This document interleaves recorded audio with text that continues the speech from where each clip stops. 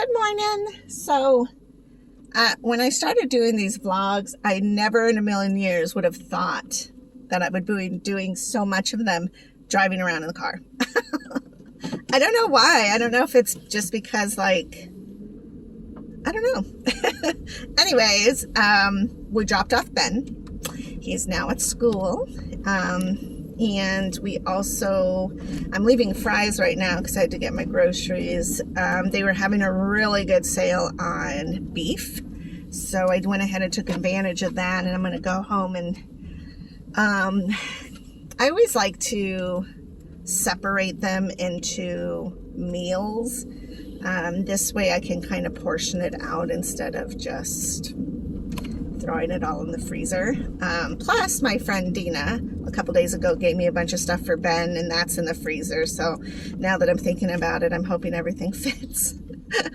Ben is having a field day with all those goodies, though. He is really loving the Hot Pockets and the steak burritos. So in no time, that stuff will be gone anyways. I am doing laundry today because I don't know if you can tell in the video right now, but it is cloudy. It is like maybe 80 right now, and that to me is like freedom to go outside, and that's what I'm doing today. So I went ahead and started laundry early this morning. I'm hoping to get all of it done today, and then also I need to wash like my sheets. I know. I wish I was that person who washed them like every week or every other week. I don't even know how many times you're supposed to wash them, but I do definitely try to focus in on once a month, and today's the first day that it's felt good enough for me to be functional outside. So I definitely want to take advantage and hopefully get all those done. Plus I need to wash Ben's sheets because he's a boy and gross. I did make that cheesy meatball dish that I talked about the other day. It was so not worth all the work. I don't know why. I don't know. It was boring, just to be frank. And sometimes I really have a great idea of what something's supposed to be, and then you try it out and you're like, no. And everybody's different, so maybe for somebody else it would be delicious. But come to think of it, I wish I had made the meatballs maybe a little smaller. I doubled the recipe, but, changed everything so it would accommodate doubling the recipe. But that still didn't do anything great. And I feel like now that I think about it, they didn't add oregano in that mix. They had paprika, I think. No, not paprika, parsley. Again, I don't really know what parsley does to a recipe, but it was boring. And I don't really like buying pre-shredded cheese, mostly because it has to have a waxy coating on it, because it has to be able to not glop together when it's processed and then, at the grocery store. So it's really one of the worst cheeses to eat, I think, because it is processed and you're stuck with melty cheese, and I feel like when it does melt, it ends up being kind of like a plasticky situation. I don't know. Next time, if I decide to make something similar and it calls for mozzarella, because mozzarella isn't really exciting unless it's like on pizza. So if they call for mozzarella, I think I will definitely shred my own cheese and see if that helps give it some pizzazz. But I definitely think now that I look back, is I should have added oregano either to the marinara or oregano to the actual mixture of the meatballs. And I think, because they call them cheesy meatballs, but there's no cheese that go inside the meatballs. I wonder if that would change it. And then I just kind of felt like it was a ball of meatloaf. So I was just not thrilled with it at all. I don't think it was great. But that's okay, because at least I tried it, and I did cook it with spaghetti squash. I like spaghetti squash. Nobody complained about the meal. But nobody also, well, Donnie took seconds, but he's a carnivore eater, so he'll always eat seconds on meat, and he'll always be thankful just to eat, because, you know, after you've been a bachelor for so long, and then you know, have somebody who wants to experiment, then, you know, he did have seconds. Ben did not, but that doesn't mean that Ben didn't like it. It just means that he actually fell asleep during dinner. We were watching a movie with Ryan Reynolds and The Rock, Red Notice, and there's kind of some lulling parts, and so I think he was just tired, so he just fell asleep during dinner. And we sit in the living room on the couches, and so it's not like uncommon for any of us to like fall asleep. But definitely when he gets off of school, he's always scavenging for something, so we definitely have leftovers for this weekend, plus my Tuscan chicken we had the other day. There's still some of that left, so we're doing pretty good. I think I might take a trip down to Bisbee tomorrow.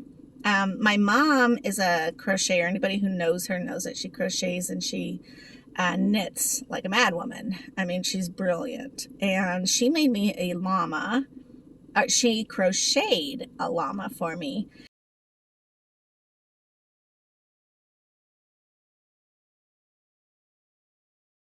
It is beautiful, and I think she should enter it into the Douglas Fair. The problem though is that its neck is a little bit heavy, or its head is a little bit heavy to sit on the neck, so I think she probably should somehow, I want to get it to her so she can adjust it and maybe put like a dowel inside or something that will help hold the head up, because it's so cute. You don't want it falling over on the display, you know. So I hope that there are judges that are going to just think that it's phenomenal. So, but I do have it on my bed, so I was like, oh my gosh, I hope it's not dirty. So I have done my second exchange of the day, and I'm headed back over to the laundry. Actually, I'm headed to the bank because I need quarters, and then we will head back to the laundry to get that taken care of. I don't know why getting quarters is such a pain in the butt for me. It's just like annoying. I really wish the apartment complex had a coin machine here, because it's not like we wouldn't use it.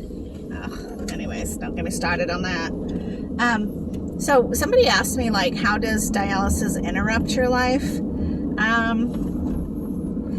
Basically, it's doing PD dialysis especially is very much about timing and schedule, because even though it is super flexible, you still have a range in which you have to stay in. For example, let's take today. Today is a pretty basic day. I have a couple of those a week when I have Ben. It would be different if I didn't have Ben. So on the days that I have Ben, I have to think about his meals, mostly breakfast. Breakfast is what will start my day, basically. And so depending on what I make, if it's, you know, just like eggs and bacon, or if I decide to go a little extra and do like pancakes, it takes a little bit longer, right? And I don't feed him cereals because I just don't feel like they're nutritious at all. They're processed food, and mostly I will buy them for him if he's having like cereal for dessert, because it's all just sugar. I have to be up by 6 or 6:30 when I have Ben so that I can do my exchange, aiming for making him breakfast around 7, and he has to be up by 7 so that he's functional and not getting late to school. So if we leave the house, it's a little complicated. If we leave the house at 8, he needs to be up by 7. I need to have his breakfast by 7. So I need to be up at least by 6:30 so I could do my exchange and then start cooking this breakfast. And your first exchange, if you're on PD dialysis and you're not doing a full exchange because I am empty and then filling, then it's only about 10 minutes, maybe 15 at the most, to do that whole thing. Because you're empty, you're just filling up your peritoneum. And so that's how you can fluctuate time. But then once I have him in the car, let's say by 8, dropping him off, maybe I'm running to Fry's to get groceries like this morning, maybe I'm going to go run an errand real quick, or I'm just going home, whatever the case is. 3 hours later from that, let's say 6 o'clock point, is 9 o'clock. So 9 o'clock or 9:30, depending, is when I will do my second exchange. And my second exchange is longer. It's usually 45 minutes, give or take, because I want to give myself at least 20 minutes to drain everything out. Some people might drain a little faster, and I believe that has to do with your elevation, because when I go to Bisbee, I will drain real fast, faster than I do here in Tucson. And I honestly don't know if we're higher or lower than them. I'm not that great in school. I did not pay attention in school, but nonetheless, that is a good 45 minutes, because once you're empty, then you have to fill again, right?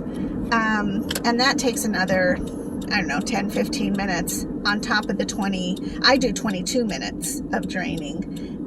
So add that up, and that's about 45 minutes, give or take. Now that's about 9-ish.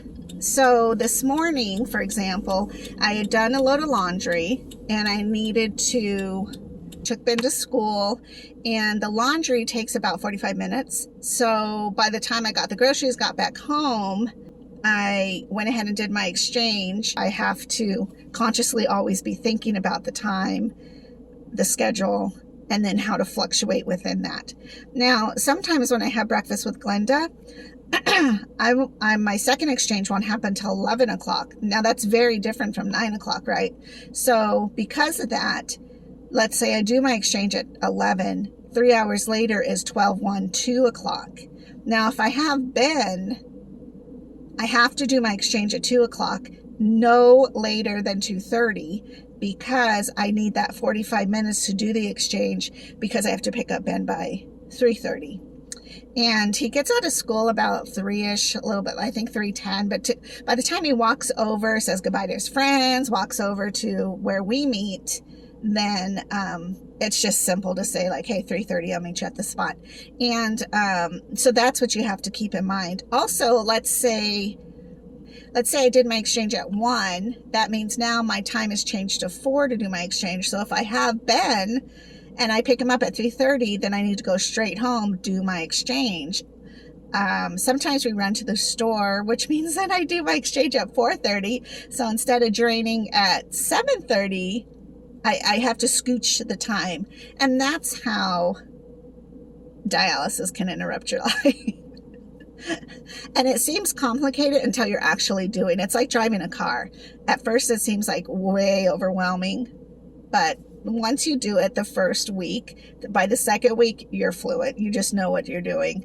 And what's really incredible and what you really need is a family support to be able to understand that your life is just interrupted. So if there's been times where I can't go do something because it's like, no, I need to go do my exchange, because I don't want to be doing my exchange at 11 o'clock at night. And I have done that. You guys have seen me at midnight doing an exchange because I went clubbing. So I'm not against it, but it just makes it easier to get a good night's sleep if you're not interrupted by doing exchange at 11 o'clock or midnight or 1. But it is what it is, and I still am pro PD dialysis, because you still have the opportunity to be very full in your day and to be able to do what needs to be done, and you just learn to move about the time frames. So that's about it. I guess that's the easiest way to explain it. Again, don't become defeated over the times, because eventually it just clicks. And I swear it's like the second week. The first week you're like freaked out because you're like, how do you not cross contaminate?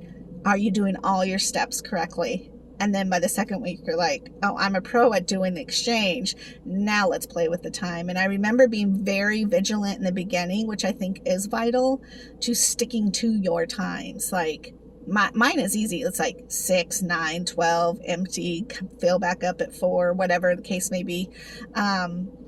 So I just negotiate my times around that. I just tell my friends like, hey, I can hang out at 1 in the afternoon if it's not hot. Or, you know, I can go to breakfast anytime between 7 and 9, give or take. But yeah, it just gets easy. It's not so bad. All right, I'll talk to you guys later. Bye.